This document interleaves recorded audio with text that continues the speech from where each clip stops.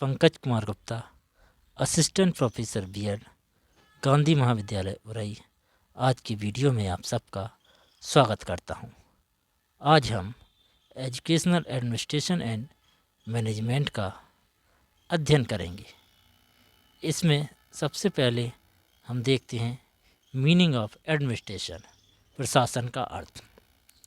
प्रशासन शब्द अंग्रेजी भाषा की एडमिनिस्ट्रेशन शब्द का हिंदी रूपांतरण है, जिसकी उत्पत्ति लैटिन भाषा की मिनिस्टर शब्द से हुई है, जिसका आशय है सेवा करना।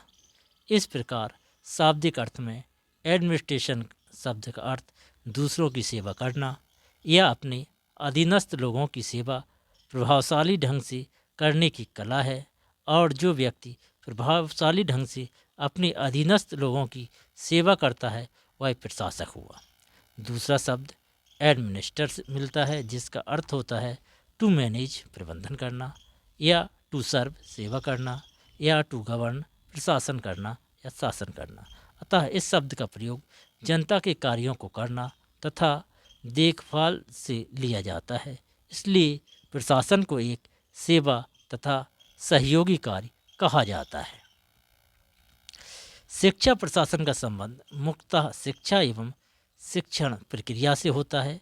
अतएव शिक्षा के क्षेत्र में संगठन जिस ढांचे या तंत्र को खड़ा करता है, शैक्षिक प्रशासन से उसे कार्यान्वित करने में सहायता करता है, जिससे शैक्षिक उद्देश्यों को अधिकाधिक प्राप्त करना संभव हो जाता है। अब देखते हैं शैक्षिक प्रशासन की परिभाषाएं। देखते हैं प्रमुख परिभाषाएं। पहले देखते हैं ब्रुक्स एंड एडम्स के अनुसार शैक्षिक प्रशासन में अनेक को एक सूत्र में बांधने की क्षमता होती है। प्रशासन द्वारा परस्पर विरोधियों तथा सामाजिक शक्तियों को एक ही संगठन में इतनी चतुराई से जोड़ता है कि वे सब मिलकर एक इकाई के समान कार्य करते हैं। यानी educational administration is the capacity to coordinate many और often conflicting social energies in a single organism so jointly that they shall operate as on unity। यानी एक साथ सबको संगठन के रूप से चतुराई पूर्वक बांध लिया जाता है, जिससे वो एक इकाई के रूप में कार्य करते हैं। एक दूसरी परिभाषा देखते हैं फॉक्स, वेस एंड रफरन के अनुसार शैक्षिक प्रशासन एक ऐसी सेवा करने वाली गतिविधि है जिसके माध्यम से शैक्षिक प्रक्रिया के लक्ष्य प्रभावशाली ढंग से प्राप्त किए जाते हैं। Educational administration is a service activity through which the objectives of the educational process may be effectively realised. Fox, Wes and Ruffner. अगली परिभाषा देखते हैं हेनरी फ्योल के अनुसार अन्य प्रशासन की भांति शैक्षिक प्रशासन 5 तत्वों नियोजन, संगठन, निर्देश, समन्वय तथा नियंत्रण की प्रक्रिया है। Like other administration, educational administration is a process of 5 element as planning, organising, directing, coordination and control. Henry Fayol. Henry Fayol को प्रशासन प्रक्रिया का पिता भी कहा जाता है। इन्होंने ही सबसे पहले एडमिनिस्ट्रेशन की प्रक्रिया का वर्णन किया था। इनकी थ्योरी का हम बाद में वर्णन करेंगे। जे.बी. सीयर्स के अनुसार शिक्षा के क्षेत्र में प्रशासन का आशय सरकार से है, जिसका निकटतम संबंध विशेष संदर्भ में इन शब्दों से होता है, जैसे अधीक्षण, पर्यवेक्षण, योजना, त्रुटि, निर्देशन, संगठन, समायोजन, नियम आदि। Educational administration contain much that we mean by the word government and it closely related in context to such word as superintendent, supervision, planning, oversight, direction, organizing and organization, control, guidance and regulation।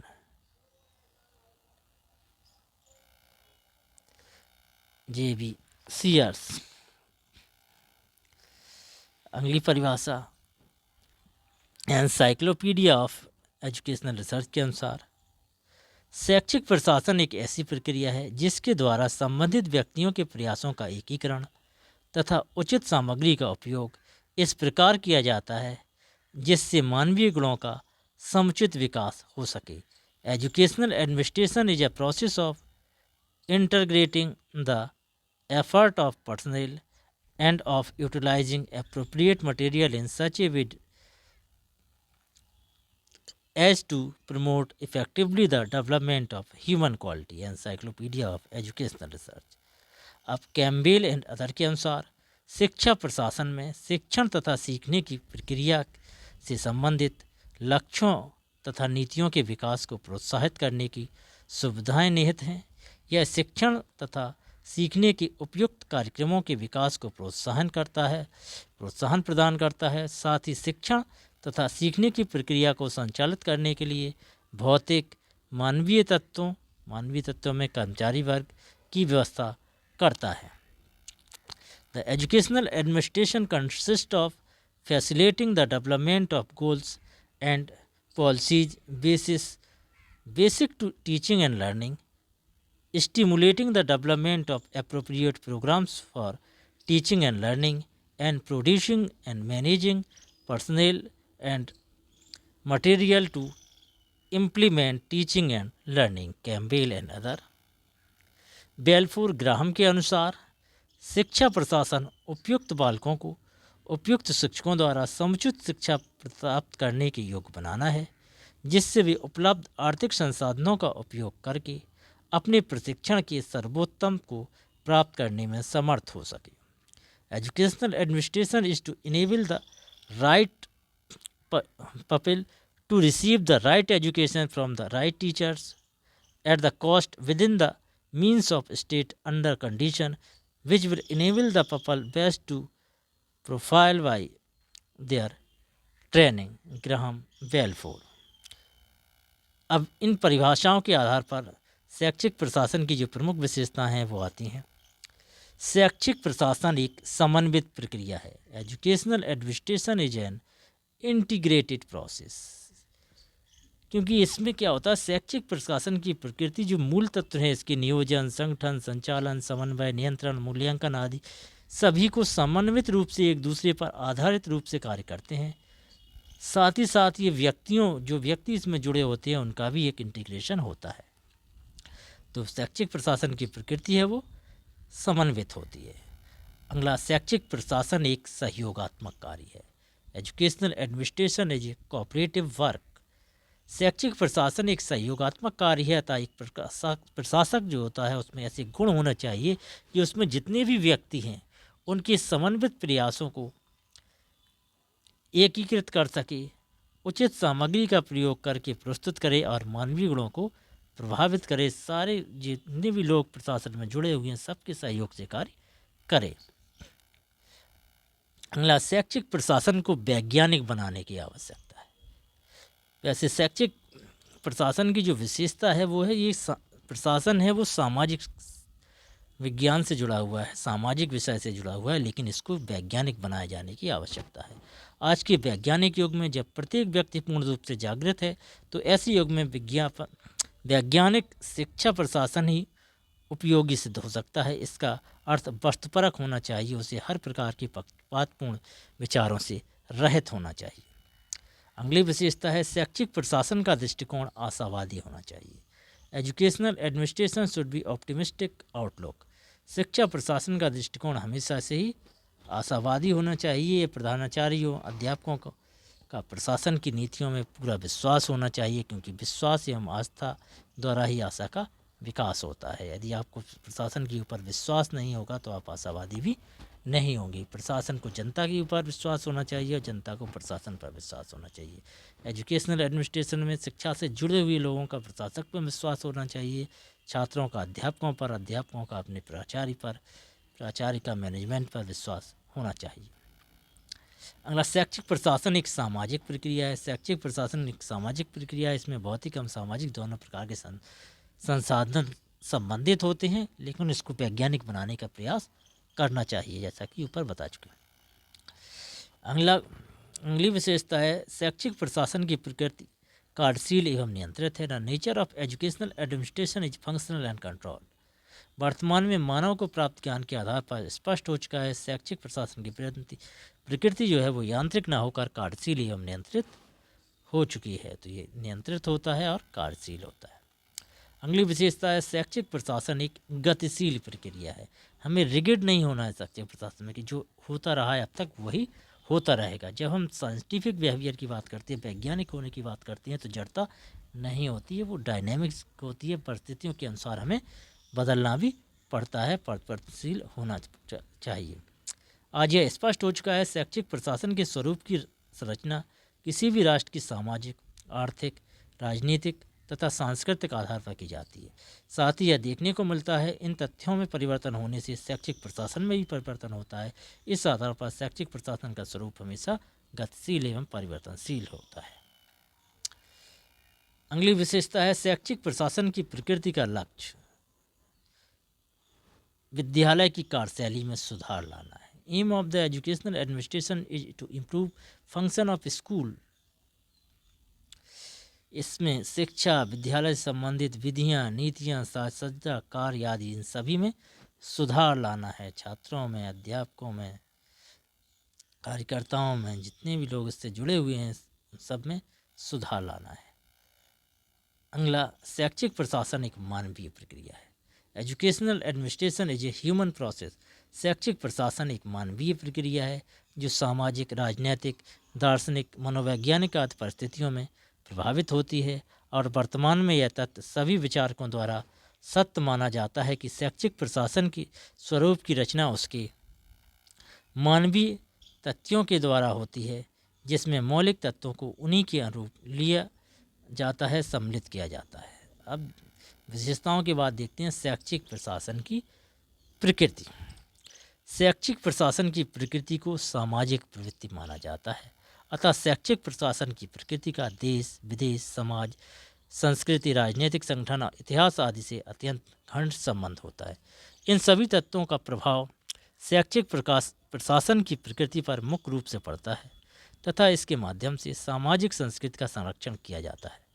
वास्तव में शिक्षा की संस्कृति संरक्षण जैसे कार्यों को शैक्षिक प्रशासन द्वारा ही पूरा किया जाता है, जिसमें शैक्षिक संस्थाओं में उपलब्ध शैक्षिक उद्देश्य, पाठ्यक्रम, शिक्षण सामग्री, संगठन प्रमुख भूमिका निभाते हैं। वर्तमान में हम एक स्वतंत्र राष्ट्र के स्वतंत्र नागरिक हैं।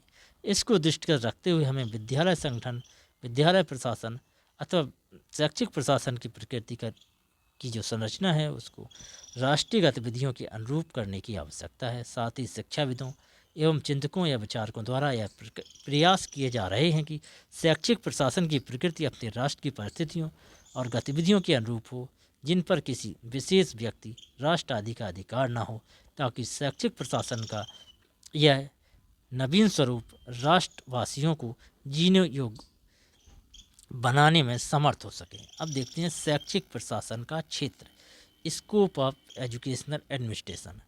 शिक्षा व्यक्ति की अभिवृद्धि एवं विकास तथा समाज की आवश्यकताओं की पूर्ति के उद्देश्य से निर्मित उद्योगों में से एक है। बहुत बड़ी संख्या में व्यक्तियों, छात्रों, शिक्षकों, अभिभावकों आदि की क्रियाएं सन्निहित हैं। ऐसे बड़े उद्योग के लिए हमें एक सुसंगठित एवं युक्त संगत तंत्र की आवश्यकता है जो इसे चला सके।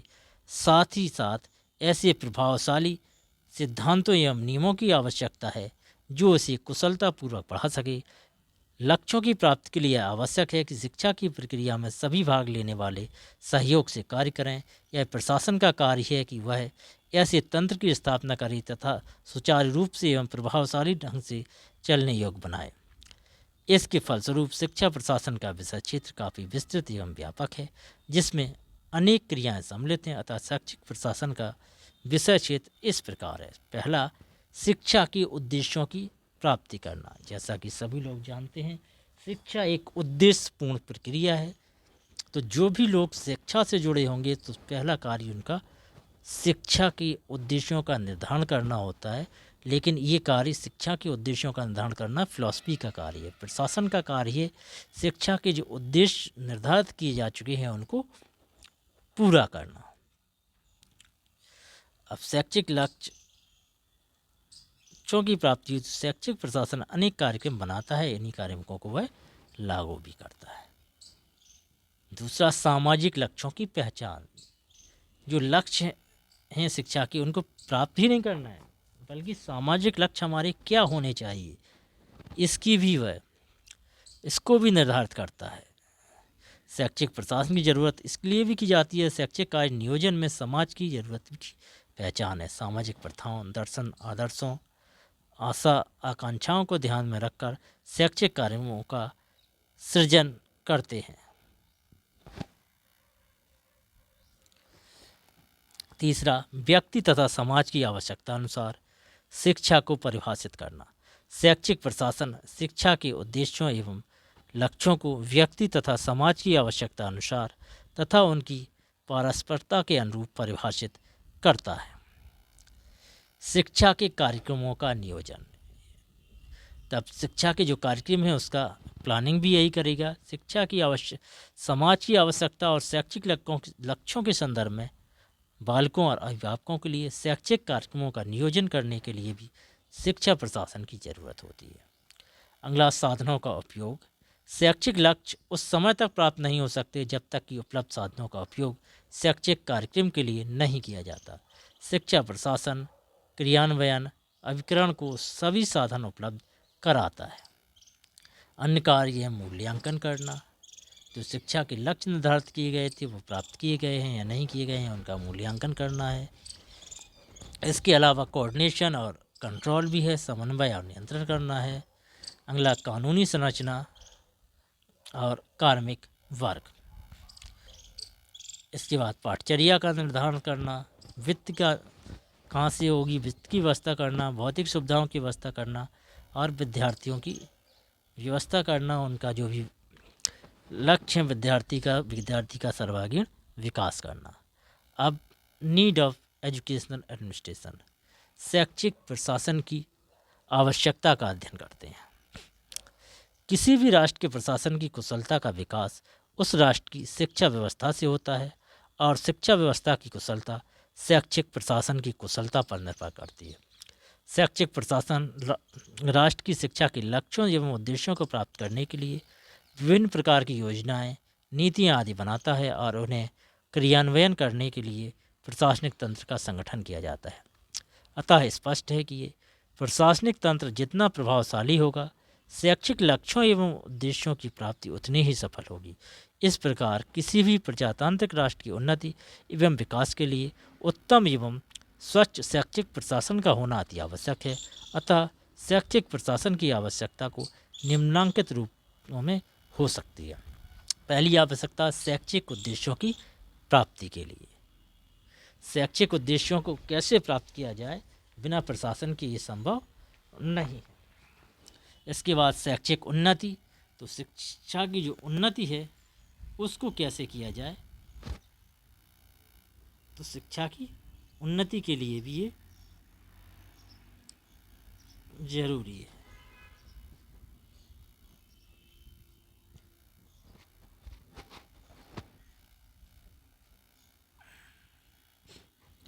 अगला है शिक्षा एवं समाज के लक्ष्यों की पहचान करना। शिक्षा और समाज के लक्ष्यों की पहचान करने के लिए भी इसकी आवश्यकता होगी। शैक्षिक नीति का निर्धारण, तो शैक्षिक नीति कैसे लागू की जाए, या विद्यालय में यदि आप हैं तो किस प्रकार से टाइम टेबल बनाई जाए, किस प्रकार से वार्षिक योजना बनाई जाए, इस सब का निर्धारण शैक्षिक प्रशासन ही करता है। शिक्षा कार्यक्रमों का नियोजन, समाज की आवश्यकता एवं शैक्षिक लक्ष्यों के संदर्भ में बालकों तथा अभिभावकों के लिए शैक्षिक कार्यक्रमों का नियोजन करना भी इसकी प्रमुख आवश्यकता है। अगला, शैक्षिक कार्यकर्ताओं की कार्यक्षमता में वृद्धि करना, तो शैक्षिक प्रशासन ही ये सारा काम करता है, विधियों का निर्धारण करता है, समुचित रूप से उपयोग के माध्यम से शिक्षा के क्षेत्र में लगे कार्यकर्ताओं का मार्गदर्शन करता है, जिससे वे अपने कार्य को उत्तम और ठीक तरीके से कर सकते हैं। नवीन विचारों का शिक्षा में समावेश। जैसा कि पहले बताया था, इसकी प्रकृति जो होती है वो गतिशील होती है, तो नए नए विचार जो भी आते हैं उन सबको शिक्षा में शामिल करना, शैक्षिक प्रक्रिया में शामिल करना, जो भी नए सिद्धांत, नए नियम, नए संप्रदाय हैं उनको शिक्षा में शामिल करना।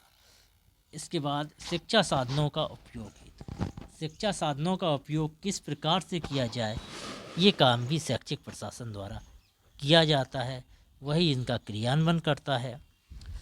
अगला है शिक्षा को प्रजातांत्रिक रूप प्रदान किया जाए।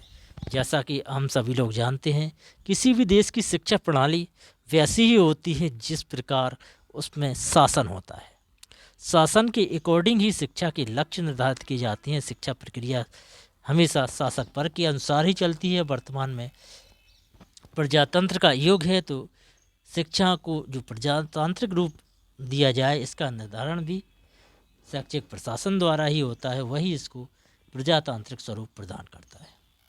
अगला शैक्षिक कार्यक्रमों में समन्वय एवं नियंत्रण ही, जितने भी कार्यक्रम शैक्षिक कार्यक्रम हैं उसका कोऑर्डिनेशन और नियंत्रण भी शैक्षिक प्रशासन द्वारा ही होता है। प्रशासक ही इन पर नियंत्रण करता है, वही कोऑर्डिनेट करता है। अगला है फंक्शन ऑफ एजुकेशनल एडमिनिस्ट्रेशन।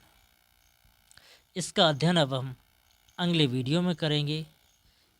यदि आपको ये वीडियो अच्छा लगा हो तो लाइक करिए, दोस्तों तक पहुंचाने के लिए शेयर करिए। यदि ये सीरीज़ अच्छी लग रही हो, आपके लिए उपयोगी हो, तो हमारे चैनल को सब्सक्राइब करिए, नोटिफिकेशन की घंटी बजाइए। Thank you for watching.